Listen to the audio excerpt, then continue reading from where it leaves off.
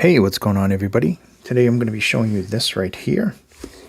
This is the BASN Bmaster X. I've done a lot of IAMs from them. I mean, not as much as I've done from other brands, but over the years I've done. I actually, like, one of the first ones I ever did from them was the Tempo.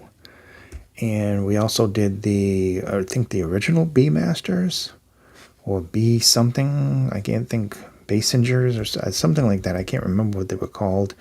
They were green. I don't have them anymore. I don't have the Tempos anymore. I gave those away in a charity thing years ago. What else did we do? Oh, the Planner Magnetics. We did the AS1s. And now we've done these. And you know what? Every time I get something from them, I'm glad I did, because they're always, like, unique. Now, the original B-Masters, I think the B-Master 5 had, like, skulls all over, which I thought was really, really cool.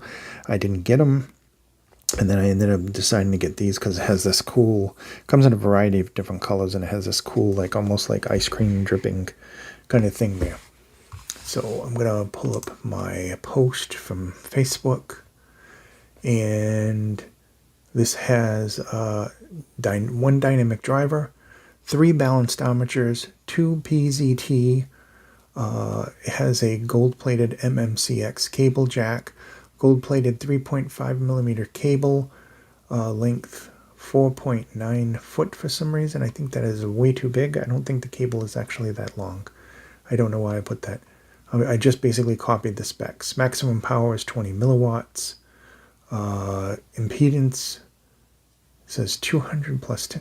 I don't know. Their specs on this are, like, off the wall, so I'm just going to go look at the box. It doesn't make any sense whatsoever.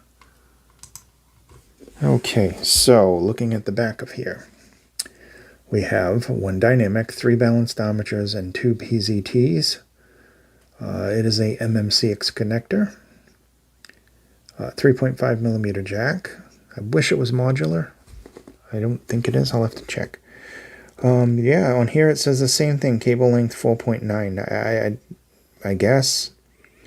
Maximum input power 20 ohms. Impedance 20 kilohertz. 107 decibels of sensitivity.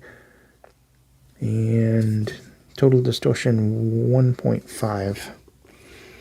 So, okay, it comes in this really, really nice box. You take this off.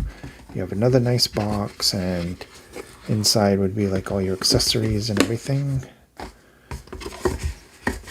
Now, the case is really nice. It's a good size case. I don't like that it just opens like a pouch, though. But, I mean, that's good enough. Pulling these out without making a mess. Okay. It is modular, by the way, I think. Yeah, it is modular, so that's good. So you get a variety of their tips, of which these are right here. Different sizes. I have the HIDIS CNMNE tips on it. I like those. And I have the balance connector, so the 3.5 is right there. Oh, I know I have the 3.5 connector. That's right, because I was using these with the Bluetooth thing on a trip at one point. So here's a beautiful thing. They have these with an orange up here and a black, and just, I think, like almost like a pinkish color, all kinds of different colors, but it is a very beautiful IM. And I'm just going to pop that off. There's your filter right there. Put that back. Now, these have really excellent bass overall. As you can see, the cable is superb. Beautiful silver cable with the aluminum fittings on each end. Quite excellent. I love this clear with this metal faceplate with the drippage. Beautiful looking IM. For some reason, they're changing that. Here's your nice big case that you can probably fit a Bluetooth adapter in there, no problem. Yeah, they're going to be changing the faceplates on this, so I'll have pictures of that probably in the thumbnail or something after. But anyway, so these sound very, very good. They work well with all kinds of different music. especially rock music. Sounds really, really good. Rap, jazz, stuff like that. They have a nice warmth to them. They have a nice amount of details going on. There's a very nice crispness in the uppers.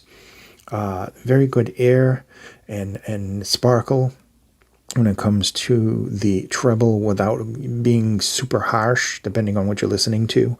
If you're listening to something that's just like very, very bright and cold, then yeah, I could see that getting to a point where it could be a little annoying.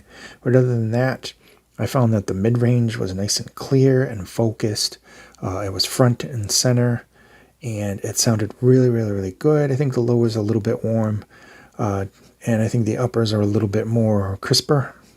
But overall, I like the mid-range. I like the amount of separation. Decent soundstage as well with really good placement. I think these would work good for like casual gaming. Would work excellent for that. I think these would work well for a musician, particularly like a bass player or something like that, because of the just really, really nice textured, wonderful bass and warmth that flows right into the mid-range. I think that you'd like that a lot. Overall, I'm very impressed with these. I think they're really good quality. They're super light, even though they look like they're heavy because of the metal faceplate.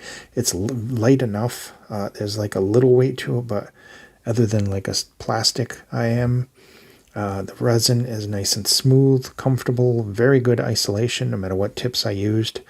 I just went with the sea anemone tips because they were softer and they're a little bit wider open, so I wanted a little bit more openness to it. So I went with the more open thing. And the MMCX, you can just twist it around, so that's good. You can fit it in your ear any way you want.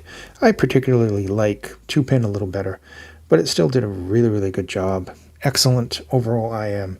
Like it. It's an automatic. I mean, I've gotten 3 favorites recently. And this is obviously one of them as well. I do like it. So anyway, this has been the BASN Bmaster X. It's a 6-driver IM. You got the 1 dynamic driver, the 3 balanced armature, and the 2 PCTs. And they all are very good and coherent together. And there's a decent amount of technical here, but there's a lot amount of enjoyable and musicality to it as well. Really like it. Thank you again for watching. Be safe, and I'll see you in the next video.